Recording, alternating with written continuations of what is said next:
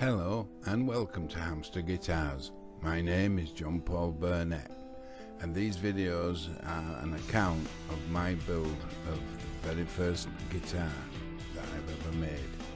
It is a bass guitar, a version of a Rickenbacker 4003. Here we go. What I'm about to do here is to sand down the inlays. I inlaid them fairly deep, but these inlays were quite thick, so a little bit is still, still very proud, shall we say, of the rest of the wood. So before I start to radius the wood, I need to get them down to the same thickness as the wood itself. Not a hard job, it's fairly easy to do, and it didn't take me long at all to get all the inlays down to the same thickness as the board. And there we are, checking, yes, I'm happy with that.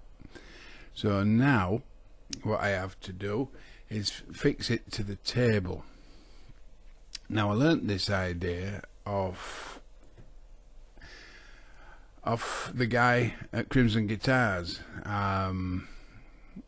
I would have used double-sided tape, but I have found that this works much better.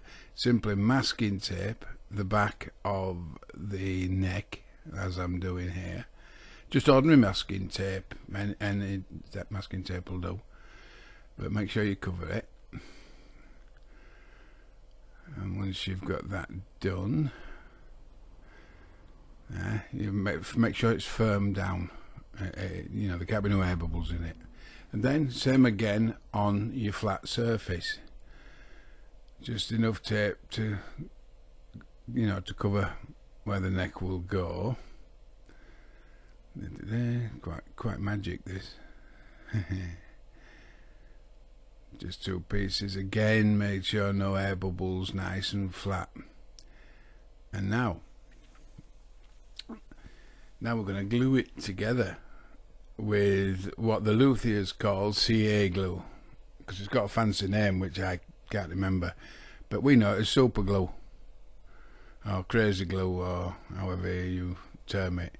But all you do is put a thin bead of super glue all the way down on both pieces of masking tape. Alright, down, there we go, thin bead, and again down the other side, thin bead. My battery went out, so you didn't get to see me actually putting it down, but all I did was put that fretboard onto the board, and there you go, it's solid. And now I have started doing the radiusing. This is a tedious job. At first, you can see on the edges it comes off fairly easy because you're only doing a little bit of the fretboard, because it's radiused, so it's only getting the edges at first. So you seem to be doing well, but then again you're doing it more and more, and your arms start to ache, and it doesn't seem like there's as much coming off. This has been the hardest part so far. I have problems with my neck and shoulders, so I can only do this a bit at a time. And there you see, for some reason I held the camera upside down, but that's the actual way it should be. But you can see there's more of the sides come off now because you're seeing the wood through. But still a long way to go, and that's quite a lot of sanding. But you can see the spare glue coming away, and it's starting to look nice. So back again, sand, and here now. Oh no, I was going to show you something then, but it comes up a bit later. You see, this is the thing. It's just up and down. Right, here's what I thought we were going to do. I'm now changing the sandpaper on my block. And it's the same technique as how I stuck the fretboard to the bench. Get the old sandpaper off first of all, and this really works. It's so much better than double-sided tape because it doesn't leave any residue, which, you know, with double-sided tape you've got to get all the residue off once you've got it off your piece of work. But as you can see, just in my case 3 pieces of masking tape to cover the block. And of course you don't need to put it on the back of the sandpaper, you just can glue that straight to the sandpaper. So again, with the CA glue, thin bead down each strip. Getting creative now, I'm making patterns. It does get boring, you have to do things to keep your mind working. And this is 60 grit sandpaper that I'm using. It's, you know, getting the meat off first basically. And once it's stuck in place, you just take off the excess and it's ready to roll again. I know this might seem a bit boring, but for anybody who doesn't know this method, you know, it really does work. And we're back to the, in a second we are, put the top back on, and now we're back to the sanding, forever sanding. It really is soul destroying, this part, and you don't seem to be getting very far because you're dealing with more of it now. Now we need to see where we are, and you just over some of this dust away, because it also gets into your fret slots, so you don't really want that, so it's always best to keep it tidy. Get the old over on it, or in my case dust extraction system. Yes, and back to it.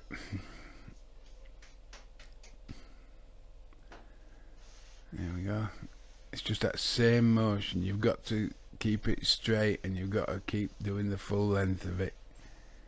And now you can start seeing we've got much more off. There's just that bit in the middle to do. I mean, it's only a short video, but that's 2 days work for me, because I can only do this sort of thing for a short time, and then I have to stop. But you persevere.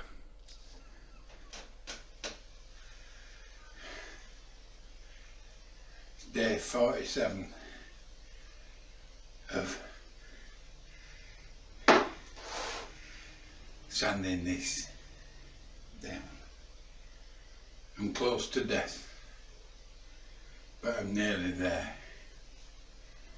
But today, in the post, came this. It's my meter for testing stuff, like my pickups that I got. Let's have a look. Set it on me, get my glasses on so I know what I'm doing. Set it on 20k.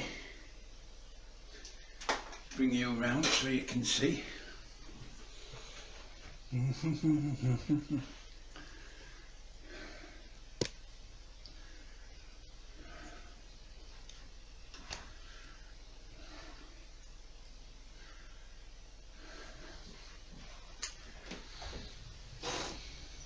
And like magic, the desk clears and it's just my stuff there. Again, the battery went dead.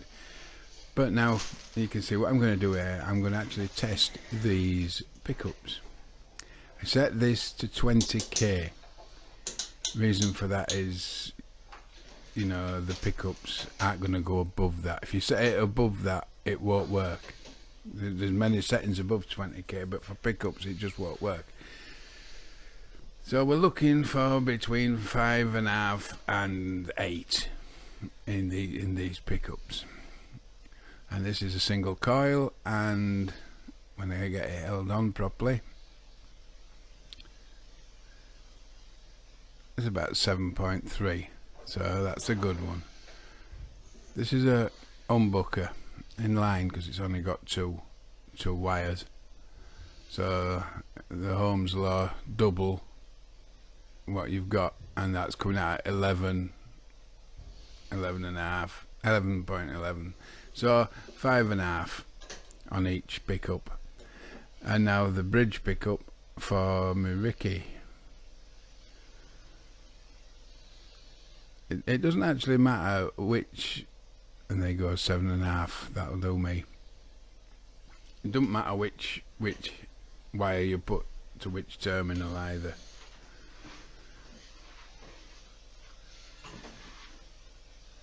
Oh.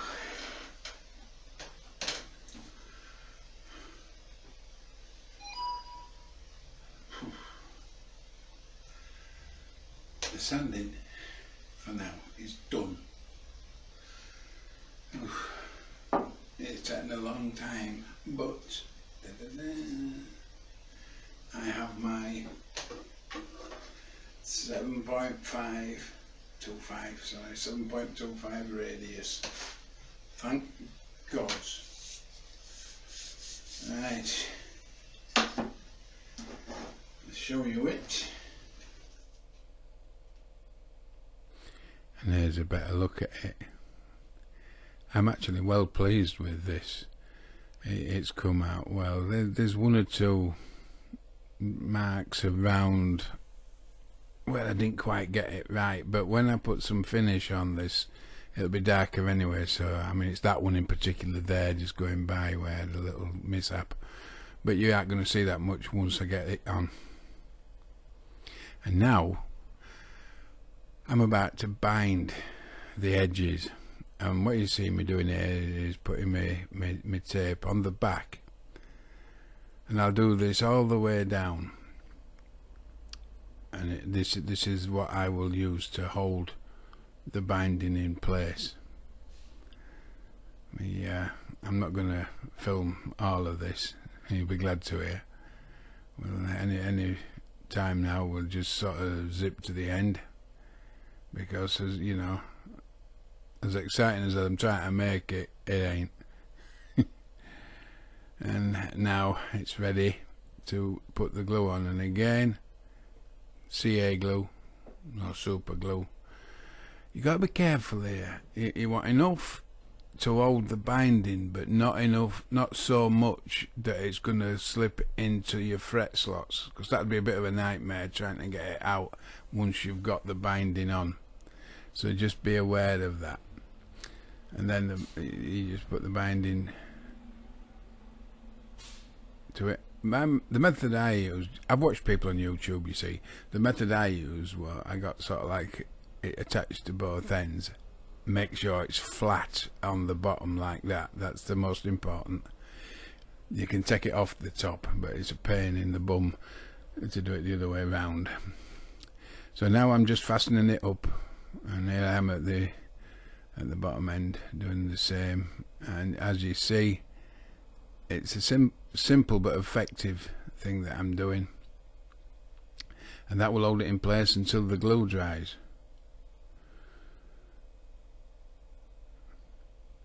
But once I've got it all on like that, I will just, that's it, bit of pressure, just a final bit of pressure just to make sure.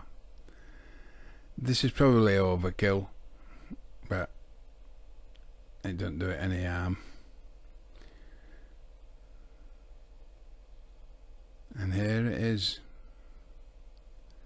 fretboard almost finished. It's ready to have the edges of the binding taken down to the same depth as the fretboard, and I'll do that in the same way with sandpaper on the radiusing block. Now I am levelling off these bindings that I've put on, basically, which that means I'm just using the same radius sander, so that the binding comes off at the same radius for when I'm putting the frets on. So that's what I'm doing, which will finish this part of the actual job.